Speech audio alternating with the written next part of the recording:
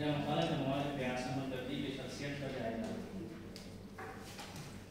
بیاس احمد دردی کی شخصیت کا اور باریکی سے جائزہ لیا جائے تو معلوم ہوتا ہے کہ وہ بہت ہی وسیع قلب، منکسر مزاج، شریف النفس، خوش فکر، نرم گفتار، ذہین محنتی اور انسان دوست تھے۔ انہوں نے اپنی پوری زندگی اپنے خاندان، روایت کی پاسداری کی، اپنے اسلاف کے احترام اور اعزہ و اقربا کے قدروں کو محفوظ نظر رکھا، جس کی وجہ سے انہوں نے اپنی برادری اور ادبی حلقوں میں احترام کی نظر سے دیکھا جاتا ہے۔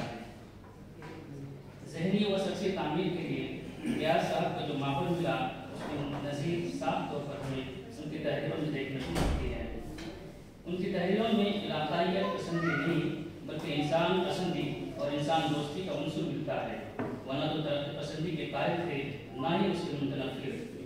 وہ زندگی کو اپنے انداز سے دیکھتے اور برتتے تھے، اپنی فکر و نظر اور جذبات و محسوسات کی بدولت ہی ادب پارا تخلیق کرتے تھے۔ وہ اپنے احساسات اور تجربات کو اپنے تخلیق کے ذریعے عمدہ طریقے سے قاری کے ذہن و دل میں منتقل کر دیتے تھے۔ ان کے ظاہر اور باطن میں یکسانیت تھی۔ انہوں نے اپنے تحقیقات، چاہے وہ افسانہ نگاری ہو یا ناول، موضوعاتی جمود کو توڑ کر ایک راستہ اختیار کیا۔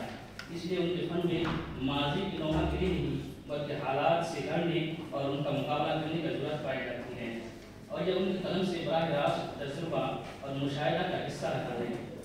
اقتباس: آزادی کے بعد اردو افسانہ نگاری نے افسانے کے فن کو نئی جہات سے روشناس کرایا۔ ان میں بیاس احمد دردی کا نام بڑی اہمیت کا حامل ہے۔ ترقی پسند افسانہ نگاروں نے افسانے کے فن کو فکر کی نئی توانائی عطا کی۔ ترقی پسند کے روز کے زمانے میں داخلیت کی تحریک بھی نمایاں ہو گئی۔ یہ تحریک حقیقت پسندی کا ایک نیا تعارف تھی۔ اس کے علم برداروں میں امتیاز حسین، ممتاز شیریں اور حسن عسکری پیش تھے۔ ان افسانہ نگاروں کا تمام زور نئے تجربات پر تھا۔ مغرب کے جدید اور ادبی رجحانات نے ان کے فکر و فن کو نئی آگی بخشی تھی۔ ترقی پسند افسانہ ٹھوس، واضح اور مارکسسٹ نظریے کی بنیاد پر استوار تھا، جبکہ جدید افسانہ داخلی، تجربی اور نظریے سے انحراف کی بنیاد پر قائم تھا۔ انہوں نے دیوبند اسرار کے بعد لکھتے ہیں کہ آزادی کے بعد افسانہ نگاروں کی جو دوسری نسل سامنے آئی ہے، ان میں رام لال، بیاس احمد دردی، اقبال متی، جوگندر پال کے نام خاص طور پر قابل ذکر ہیں۔ مذکورہ اقتباس سے معلوم ہوتا ہے کہ ان کی افسانہ نگاری نہ صرف تخلیقی مسئلہ تھی بلکہ زمانے کی ایک تاریخ بھی ہے جو انہیں دوسرے قلم کاروں اور تخلیق کاروں سے ممتاز کرتی ہیں۔ انہیں یہ بھی شعور تھا کہ جن افسانوں کو انہوں نے ارتقائی رنگ دیا ہے یا موضوع بنایا ہے اور جن کرداروں کو اپنے تحریروں میں محفوظ کر دیا ہے، وہ دوسروں کی سرائی سے بالاتر ہے۔ افسانے کی دنیا میں اسلوب اور تکنیک اہمیت حاصل نہیں ہے۔ اس بابت بیاس صاحب کے افسانوں پر نظر ڈالیے تو معلوم ہوتا ہے کہ ان کا اسلوب ہمیشہ سے ارتقا پذیر رہا ہے۔ وہ ایک طرف کی اپنے دور کے ادب پر دسترس رکھتے تھے تو دوسری طرف دیگر علوم و فنون سے بھی خود کو آگاہ اور اپڈیٹ رکھا کرتے تھے۔ اس لیے ان کی کہانیاں آرائش معافی کا درجہ بھی رکھتی ہیں، یا یوں کہہ لیجیے کہ وہ افسانے کی آرائش میں بے پناہ مہارت رکھتے تھے۔ جملوں کی صاف، آہن، اسلوب کو واضح کرتے ہوئے انہوں نے افسانے میں وحدت تعصب کی فضا قائم رکھی ہے، ساتھ ساتھ اسلوبیاتی فضا کو بھی خیال رکھا ہے۔ انہوں نے کسی بھی افسانے کو سرسری طور پر نہیں لکھا بلکہ کہانی کی فضا میں ڈوب کر لفظوں کی صاف اور پرداخت کی ہے۔ اس طرح یہ کہا جائے کہ بیاس احمد دردی نے اصناف ادب کے صنف افسانہ میں اہم مقام حامل ہے تو حق بجانی نہ ہوگا۔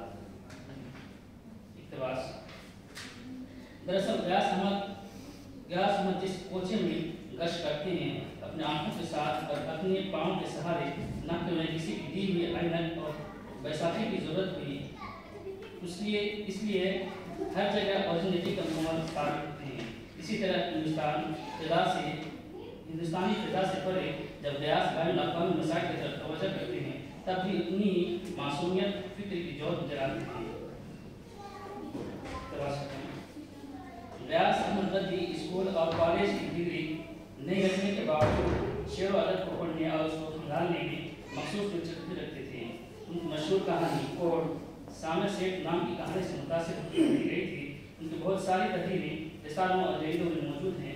ان کی کہانیوں، ان کے فن، ان کے نظریے اسلوب تھیم انداز پیشکش کے بارے میں بہت کچھ موجود ہے، لیکن ظاہر ہے فنکار سے براہ راست گفتگو کی جاتی ہے، گفتگو ہوتی ہے تو اس کا نتیجہ سامنے آنے ہے۔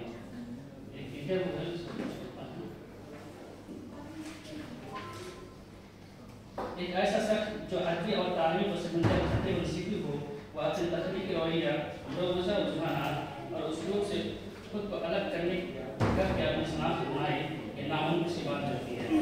غیاث احمد نقوی ادبی سفر ترقی پسند افسانے کے زیر سایہ شروع ہوا، بعد جدید اسلوب ہوتے ہوئے انہوں نے اپنے افسانے میں تنوع پیدا کیا، لیکن چونکہ وہ بنیادی طور پر ترقی پسند افسانے کے پروردہ تھے، اس لیے موضوعات میں ان کا سروکار انسانی مسائل ان کے اقدار ہی رہا ہے۔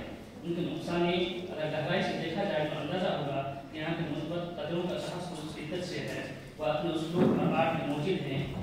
آج غیاث احمد نقوی ہمارے درمیان نہیں ہے، لیکن ان کی شخصیت کا کارنامے اور قلم سے نکلا ہوا افسانوں اور تحقیقات کی شکل میں ان کی گہربار اپنا الگ مقام رکھتے ہیں۔ غیاث احمد نقوی نے زندگی بھر ناکامیوں سے کام لیا، ڈھیر سارے دکھ اٹھائے، مصیبتیں جھیلی، لیکن اپنے تمام کا مسائل اور مشکلات کے باوجود اردو کے افسانوں ادب کو مالا مال کرتے ہوئے وہ اردو کے بڑے مرکزوں سے دور تھے۔ دوسرے افسانہ نگاروں کی طرح ملک کی سطح پر ادیبوں اور نقادوں سے ان کا تعلقات بھی نہیں تھے، مگر وہ ایک اوریجنل فنکار تھے، اس لیے ان کی اہمیت اور انفرادیت کو ادب کے ہر خطے میں تسلیم کیا گیا۔ آج اگر اردو افسانے کا کوئی تذکرہ غیاث کے بغیر لکھا جاتا ہے تو یقیناً اسے نامکمل اور ناقص مانا جائے گا۔